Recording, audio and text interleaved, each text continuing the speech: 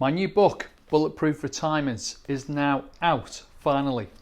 I started writing this back in 2019, 3 years ago, as a guide for people at the later stages of planning their retirement, and also for those who were actually transitioning into retirement, and for people perhaps who've just retired recently within the last 3 years. And it's taken me 3 years to put it all together, edit it, and have it published through my publisher Rethink Press. But I was just thinking, it hasn't taken me 3 years at all. The truth is, it's taken me 33 years to write it. You see, exactly 33 years ago, back in July 1989, I joined Barclays Bank, just round the corner as it happens, in Martin's building. I'm speaking to you this evening from my private office in Liverpool, on Water Street, and I spent 14 years at Barclays working in various different branches within Liverpool, Wirral and Chester, and latterly as a financial advisor. That was from 1998 until 2002, and I eventually left in 2003 in February. And I want to just touch on that. If you'd been sat with me on Monday the 17th of February, very early in the morning, about 8 o'clock, you'd have been on the top floor at the director's suite at Barclays Moorfields, again just around the corner. And it was crashing down with rain on the big, huge glass windows on the top floor there. And I was staring at an envelope, and if you'd been sat with me, you'd have been staring at me, staring at this envelope, and inside it was a resignation letter that I was about to pass over to my area director, and at the same time resign from the bank after 14 years and give up my final salary pension scheme and, you know, a pretty decent package at the time, pay, bonus and so on and so forth. And as I say, I joined 14 years earlier, and in the late 80s and 90s, I have to say the bank was a fabulous place to work, and I thoroughly enjoyed all of my years there. It prioritised its customers' needs back then. But I can also tell you that as time ticked by, the pressure to sell financial services and financial products grew. And I went through all of the famous mis-selling controversies, PPI being the biggest, but it followed less well-known maximum cover plan and endowment saving plan episodes too. And in my final 4 years with the bank, I invested over £20 million into their high-cost, poor-performing investment funds. And back then, there was a 5.25% initial charge and a 1.5% annual management fee.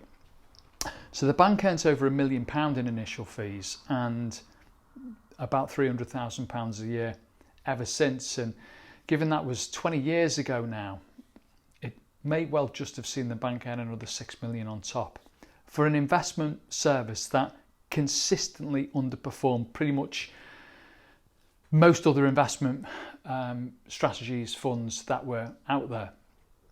So anyway, as I say, as we passed into 2003, I'd had enough. I'd had enough of talking tired customers around. I'd had enough of fielding customers' frustrations. And the truth is, it was wearing me down, carrying the burden of advice and responsibility to those clients and customers. The bank's service had started to fall away by this point too, and sales were everything. Profit was key. And it didn't matter any longer at that point if we knew and understood the customers kind of in the same way that we had maybe perhaps back in the 80s and 90s. I can remember in Little Sutton branch, we knew every customer's name and what they did, their background, their families, off by heart. It was just natural. PPI made the bank millions, billions in fact. It made them a fortune, and ultimately that was all pretty much claimed back in lawsuits and claims. And high cost endowment savings plans, they'd been pulled before that.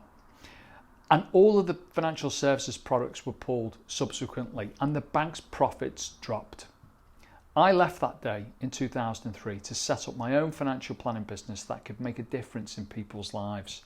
And I knew for a fact that if I prioritised the customers and families who came on board and backed me, and if I just held on tight and thought longer term, I'd be okay. Now, initially I joined a network, and for 3 years running up to 2006, I started to build my own business through their infrastructure, but that wasn't right either for a number of reasons, and I talk a lot about those reasons in my book. Here it is again. And I talk about the issues and problems and reasons again in my other videos and my live course, which is coming very soon. Watch this space. On the 15th of August 2006, I detached myself from this network and I went solo, setting up completely independently on my own. And now, here we are, 16 years later, and after 101 problems, probably 1,001 problems, working to build a business through a global even financial crisis, a sack full of things that have gone wrong and challenges, and some of them, by the way, have nearly put me to rest, I can assure you of that. But here we are, and I'm very proud of the work that my team and I do, and it makes a big difference to the people we look after. I know it does because they've told me that. Check out our brochure and website. And this book basically is a full brief on the 33 years I've done in financial services. Now, we support clients at retirement. Typically, the clients we work well with have been worn down by the big banks over the years. Clients who transitioned into retirements with big financial glossy networks, talk about them as well a lot in the book.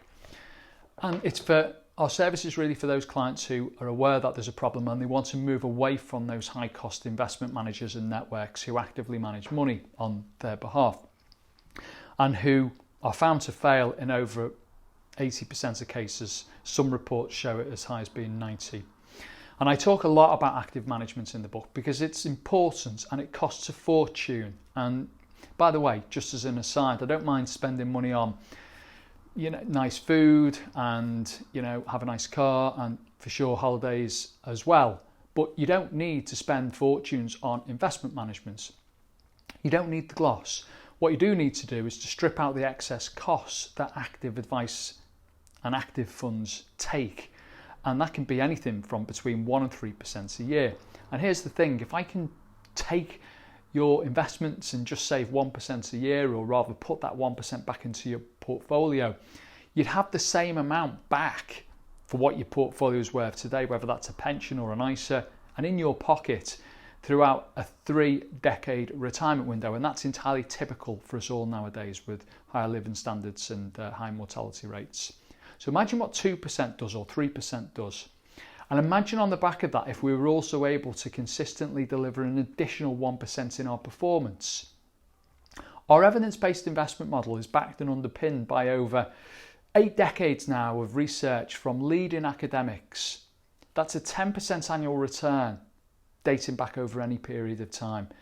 Last 10 years, 20 years, 30 years through some of the most horrific crashes and COVID and global financial crisis, it's been there. Now, my business is the long-term accumulation of wealth for me and my family, but also for 500 other families who we can take with us. We have 187 individual investors within 124 families. And yes, it is true and certainly the case, as you may have noticed, that it's taken us pretty much the last 15 or 16 years to onboard that number. And clients typically onboard at a rate of about 1 per month. It's always the case. It's how it's always been.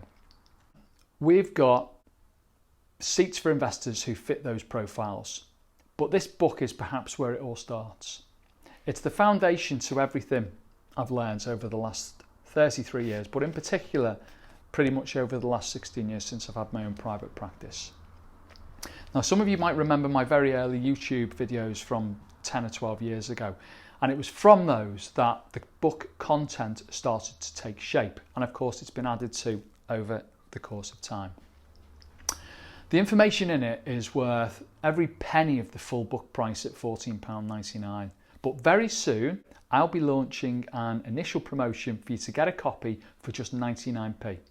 And when you get a copy of the book, hopefully for 99p, I do genuinely hope that the information, tips and strategies make a difference in your life, even if you never move on to enrol or engage for direct support. Take care.